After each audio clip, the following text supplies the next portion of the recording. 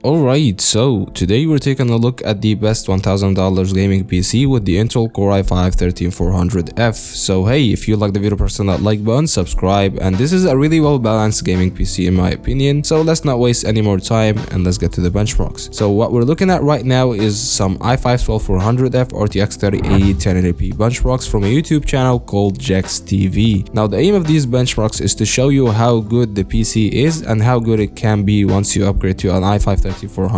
Plus we couldn't find an i5-13400F RTX 3080 benchmarks out there. So yeah, first we're looking at Cyberpunk 2077 at 1080p ultra settings, no ray tracing, and we were getting around 120 frames per second. Valorant at 1080p highest settings, we were getting around 300 FPS, and by the way the links will be down in the description. Call of Duty Warzone 2 at 1080p, the highest settings or extremist settings as in the description. It shows you that you're getting 120 FPS.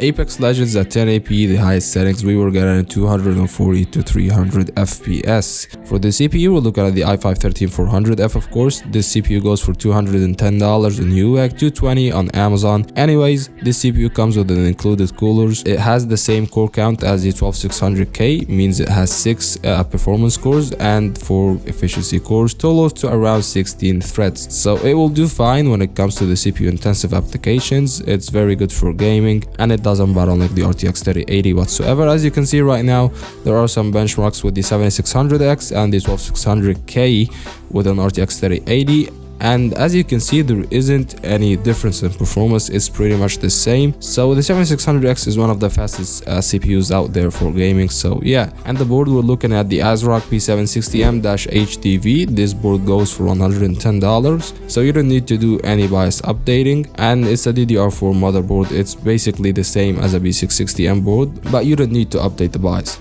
That's all. And the RAM, we're looking at two 16GB of DDR4 3200 MHz RAM. So for $65 you are getting 32 gigs. This will do you fine in the CPU intensive apps like rendering or video editing, and it will do more than fine for gaming. I feel like if you're going DDR4, why not go with 32 gigs, because basically this is really good for gaming. It's not needed, not that necessary. So if you want to save money, go with 16 gigs. And the SSD, we're looking at 1TB M.2 SSD NAND 3, so it's not PCIe Gen 3 or PCIe Gen 4, but you're still getting the fast boot up times and loading speeds, and you cannot really go wrong with 1TB for a $1,000 PC. The GPU, now you can go brand new with the AMD RX 6800, which is slower than the RTX 3080, but hey, that's the brand new GPU. And on Amazon right now, this is the cheapest high-end GPU that you can get. That makes some sense. Or you can go use with the RTX 3080 on eBay for around $550, but this will put the whole budget to around $1,100.